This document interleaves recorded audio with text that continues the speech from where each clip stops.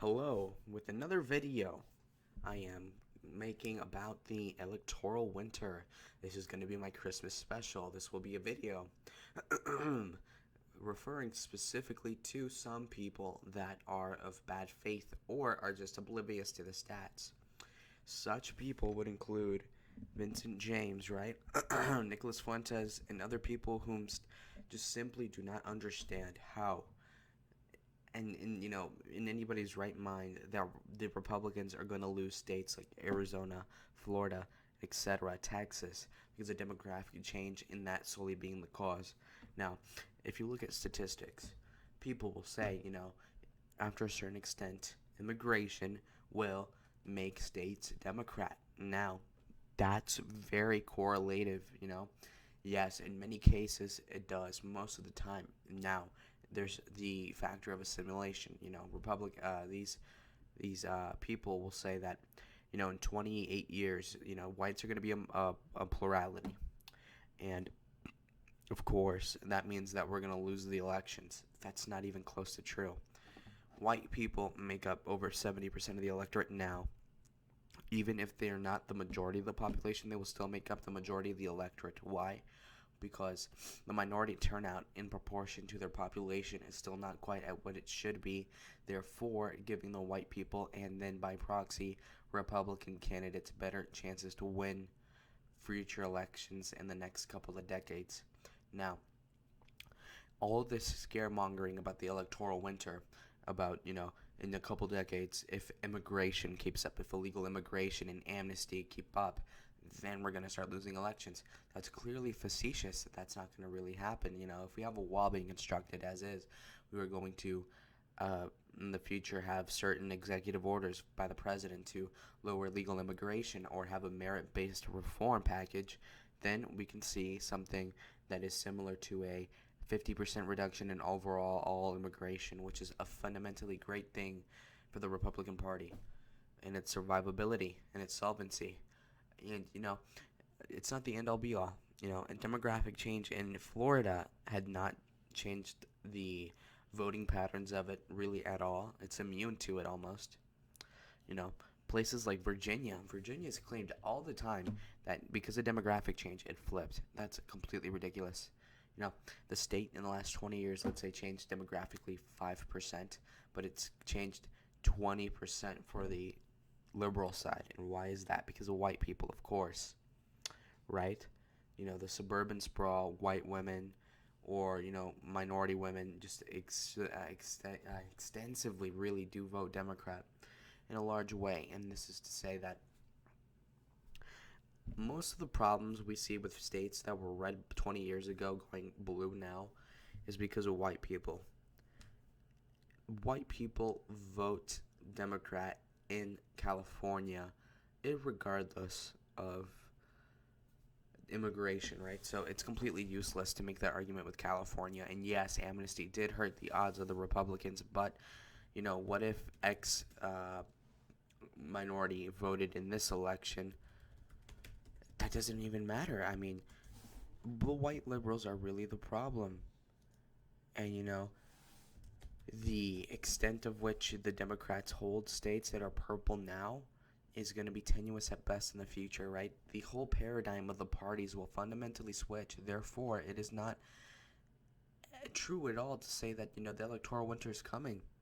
It really isn't. And then when you add in that people say, well, the fertility rate of Hispanics is 3. Well, no, it's like 2.2, right? So they're barely at replacement rate. And, the extent to which the white people are reproducing, well, the white liberals reproduce a lot less than the white Republicans. That's a future that is completely helpful to those whom are Republicans, because their higher fertility rate will offset the Democratic immigration growth, which is going to go lower, by the way, in the future. If we're going to look at demographics, what would fix it all is if we take away the 19th Amendment, if you want to take it there. You know, you look at maps in which, if only white men or men in general voted, we would have a huge landslide of over 300 electoral votes every time. That is to say, not the minorities that is the problem necessarily. And you just push into this kind of racist, and I mean, and you push me this far. Okay, fine. Well, then you're racist insofar as, okay, well, oh, the race, the race, the race, the race. We get it. It's the race. Chill out. This is such a touchy subject. Electoral winter when, dude? So ironic. And look, Texas. What a stupid example for demographic change, really. You know, like Trump. He won by 9%, okay? Normally, it should be going red 15 points. Okay, fine. Oh, so what? George W. Bush won by 15. Okay, and he was governor of Texas, right? He gave amnesty. He's okay with immigration. No wonder he won Texas by that much. I mean, what a stupid example, right? And, nevertheless, well, Texas was deep red in 1996. Okay, what was Texas in 1976? How red was Texas in 1968 when LBJ could carry that state easily? Well, right, right. And what are we seeing here? The maps change every couple decades. It changes completely. And why? Well, because the parties switch platforms, the people change. Demographics aren't the end all and be all. They are destiny insofar as, a zero point 0.6 correlation is destiny. 0.7, zero point 0.8. Okay. Not okay. And then what else? Okay. So Hispanic immigration is high. Okay, and the reproduction rate is going to hit the white level soon enough in like 2 decades. They're on that pathway. The only reason why the Hispanic birth rates are as high as they are at basically this point is because they don't have abortions allowed. Basically it. And all these people talking about, well, oh, well, if you make, if the white race needs to increase its fertility rate. Most of these guys are virgins, dude. They don't have their own children. And, if you're like 30 and you have no white children of your own, it's like, okay, well, dude, what's your problem? This happened in Christchurch, right? This guy murders 20 Muslims. And what happens? Oh, they're replacing the white people. I don't know. Maybe have your own children then. The hypocrisy that I see here is abundant, and it's completely troubling to me how these people are so misguided. I mean, in reality, okay, fine. Racial tensions will increase with immigration, but then what will happen? Well, if, as of already, the Republicans are heavily favored with the whites, then theoretically speaking, that'll be exacerbated by demographic change. So while the electorate changes 10% against the whites in the next 20 years, whites will vote 15% more Republican. Why? Because they're going to see the balkanization of America and vote for the party that will keep it at bay at the very least, okay? That's my point. Either way you slice it, the demographics favor us Republicans. Now, is immigration bad? Of course, and it's a non-starter to say that we should take in immigration because, it definitely hurts our electoral prospects, right? Um, but, as Republicans, we got to look at this with principle. We got to say, not everything that is hurting us in terms of the electorate is what we have to be against, right?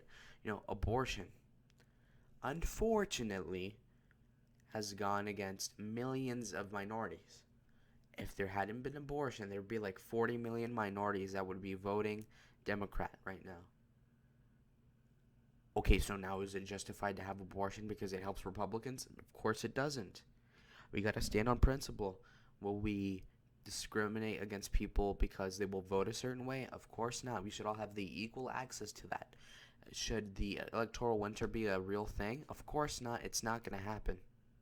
Fundamentally speaking, we have a interracial relationship percentage of 25% for Hispanics, where a quarter of marriages between Hispanics is with a white person, basically, which means that a relationship with an Hispanic and a white equals a white child ostensibly. And if this continues on, we're going to see the Hispanic and the white population becoming one castizo population, which is predominantly English. Now, if you see a city like El Paso and Juarez, you see that the demographics are extremely similar.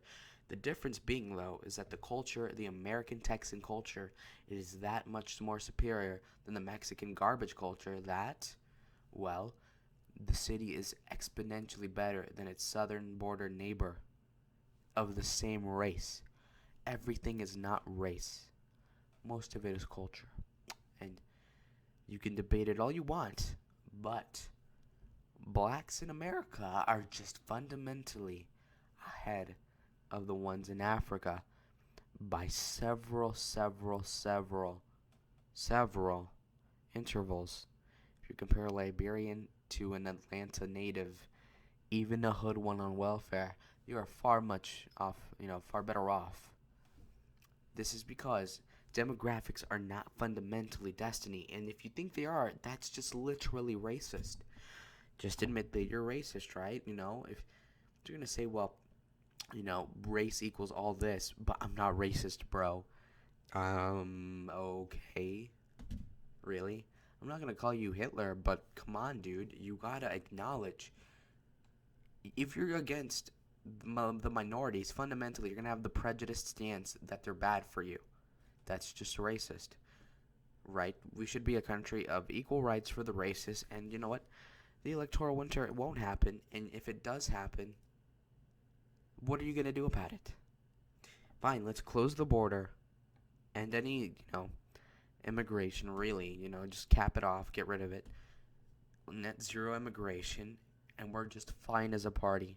You know, everything is looking up, whether it is the integration of Hispanics. Remember, 40 after fourth generation, the Hispanics vote 10% Republican if they only speak English.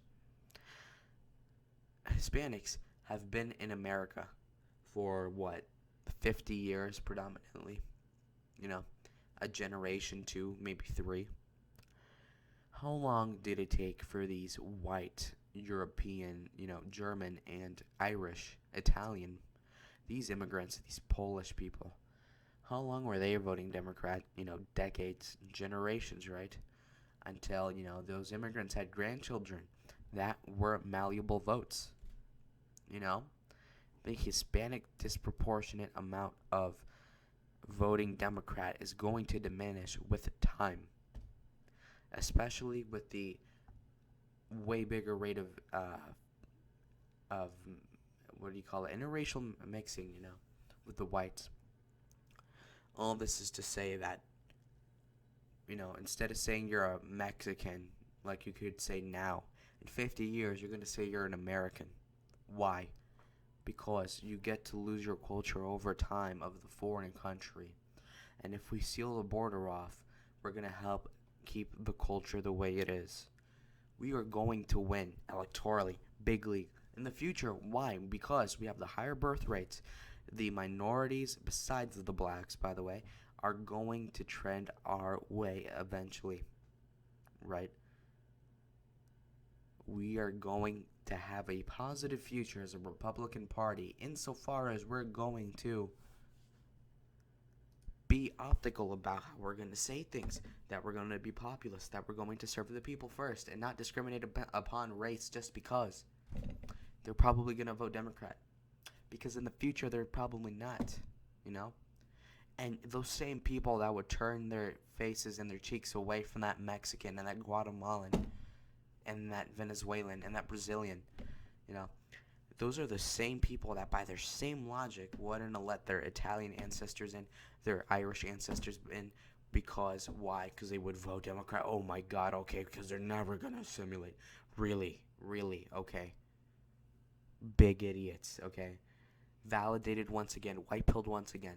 Merry Christmas to everybody, right? Not Hanukkah. We are a Christian nation, not a Judeo-Christian one, Where were the Jews at the Constitutional Convention? Where were the Jews on the Mayflower?